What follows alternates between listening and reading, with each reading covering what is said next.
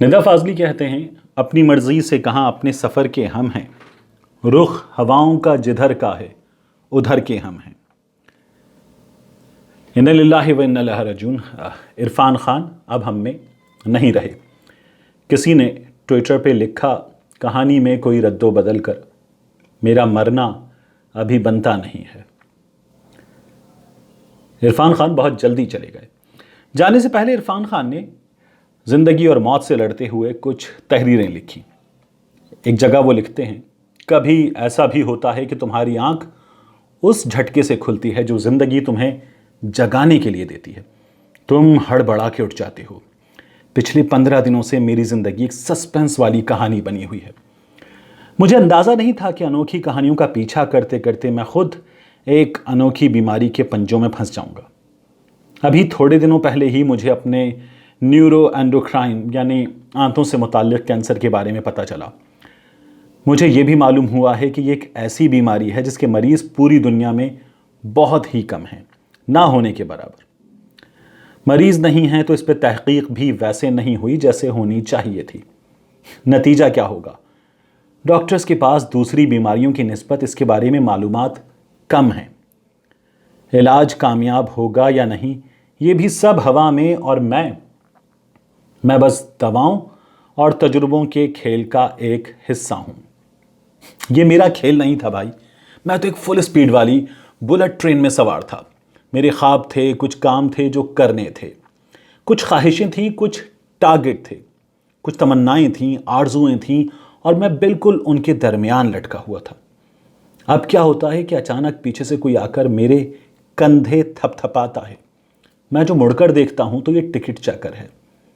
تمہارا اسٹاپ آنے والا ہے بابو، چلو اب نیچے اترو۔ میں ایک دم پریشان ہو جاتا ہوں۔ نہیں بھائی میاں، میری منزل ابھی دور ہے یار۔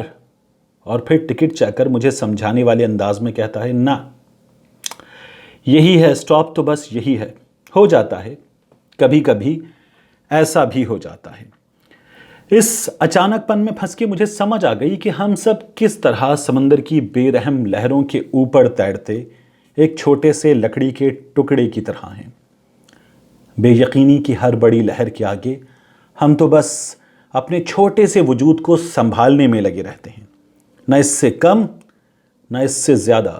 ہرا سمندر گوپی چندر، بول میری مچھلی کتنا پانی، اتنا پانی، تو بس پانی، بے رحم پانی، وقت کی موجوں کے تھپیڑوں میں تیرتی نامعلوم ہستی اور پانی۔ اس مصیبت میں پھنسنے کے بعد ایک دن جب میں ڈرا سہما ہوا اسپتال جا رہا تھا تو میں نے اپنے بیٹے سے ایویں بڑبڑاتے ہوئے کہا کہ مجھے اس وقت اپنے آپ سے کچھ نہیں چاہیے۔ ہاں بس اتنا ضرور ہے کہ یار اس عذاب سے میں اس طرح نہ گزروں جیسے اس وقت گزر رہا ہوں۔ مجھے اپنا سکون، اپنا اطمینان واپس چاہیے۔ یہ جو ڈر، جو خوف، جو پریشانیاں میرے کندھوں پہ چڑھی بیٹھی ہیں، میں انہیں اٹھا کے پھینک دینا چاہتا ہوں۔ میں ایسی قابل رحم قسم کی ہونق حالت میں اب مزید نہیں رہنا چاہتا۔ اس بیماری کا شکار ہونے کے بعد میری واحد خواہش یہی تھی، اور پھر اپنی تکلیف کی طرف میرا دھیان چلا گیا۔ مطلب اتنے عرصے سے میں بس اپنی تکلیف جھیل رہا تھا، برداشت کر رہا تھا، درد کی شدت کا احساس کر رہا تھا، لیکن اس پوری مدت میں کوئی بھی چیز اسے ختم نہیں کر پا رہی تھی۔ کوئی ہمدردی، پیار بھرے بول، کوئی ہمت بندھانے والی بات، کچھ بھی نہیں۔ اس وقت پتہ ہے کیسا لگتا تھا جیسے پوری کائنات صرف ایک چیز کا روپ دھار چکی ہے، درد، خوفناک درد، وہ درد جو ہر چیز سے بڑا ہے۔ ہر چیز سے مایوس ہو کر تھکا ہارا، بے حال جب میں اسپتال کے اندر داخل ہو رہا تھا تو سامنے کی طرف میری نظر پڑی۔ ادھر لارڈز کرکٹ گراؤنڈ تھا۔ لندن کی بات ہو رہی ہے، وہ لارڈز جسے دیکھنا میرے بچپن کی سب سے بڑی حسرت تھی، اور اب اس تکلیف کے دوران وہاں لگا سر ویون رچرڈز کا بڑا سا ہنستا ہوا پوسٹر بھی مجھے اپنی طرف کھینچ نہیں سکا۔ دنیا تو جیسے اب میرے کام کی رہ نہیں گئی تھی۔ خیر، اس اسپتال میں ایک کوما وارڈ بھی تھا۔ وہ سارے مریض جو لمبے عرصے کے لیے ہوش اور بے ہوشی بلکہ زندگی اور موت کے درمیان لٹکے ہوتے تھے، وہ اس وارڈ میں رکھے جاتے تھے، اوپر بالکل میرے وارڈ کے اوپر والے کمرے میں۔ एक दिन मैं अपने कमरे की बालकनी में खड़ा था तो जैसे एक धमाका हुआ। गेम ऑफ लाइफ और गेम ऑफ डेथ के बीच में है क्या? एक सड़क।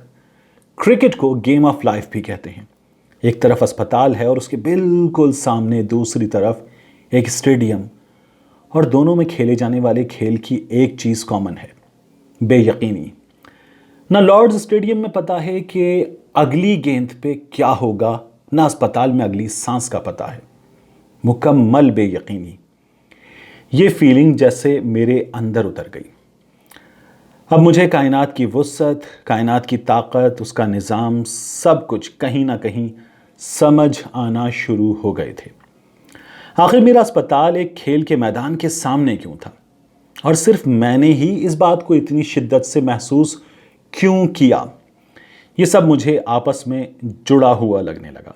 तो समझो कि बस जो चीज़ यकीनी है वो बेयकीनी है। यानी बेयकीनी के अलावा इस पूरी कायनात में कुछ भी ऐसा नहीं है जिसे यकीनी कहा जा सके। अब जब सभी बेयकीनी के बहाव में हैं तो क्या मैं और मेरी बेयकीनी क्या? मुझे तो बस अपनी बाकी रह जाने वाली ताकत को संभालना है और अपने हिस्से का खेल अच्छे से खेलना है। That's it. तो बस उस एक लम्हे के बाद मुझे समझ आ गई। मैं जान गया कि नतीजा जो भी निकले मुझे इस हकीकत को मानना होगा। इधर सब कुछ ऐसा ही है। चाहे मेरे पास 8 महीने बचे हैं, चाहे 2 महीने या बेशक 2 मज़ीद साल, सब कुछ एक तूफ़ानी लहर में है। उसके बाद तमाम खदशे, तमाम डर, तमाम खौफ, तमाम परेशानियां, सब कुछ धुंधले होते गए और मेरा दिमाग उन सब से खाली हो गया।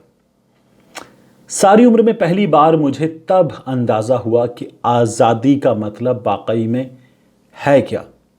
ऐसा लगता था जैसे मुझे कोई बड़ी कामयाबी मिली है, जैसे ज़िंदगी का जादू भरा जायका पहली बार चखने को मिला है और ये सब मेरे जिस्म की एक एक पोर में उतर चुका था। इस पूरी बीमारी के दौरान लोग मेरे लिए दुआएं करते रहे हैं। लोग जिन्हें मैं जानता हूँ, लोग जिन्हें मैं नहीं भी जानता, वो सब मुख्तलिफ़ जगहों पे, मुख्तलिफ़ टाइम जोन्स में रहते हुए मेरे लिए दुआएं करते रहे और मुझे लगा कि उनकी सब दुआएं मिलके एक हो गईं। एक बड़ी सी ताकत, जैसे एक लहर की बड़ी सी मौज की ताकत होती है, वो बस रीढ़ की हड्डी से मेरे अंदर तक उतर गई और मेरी खोपड़ी के अंदर उसने अपनी जड़ें बना ली।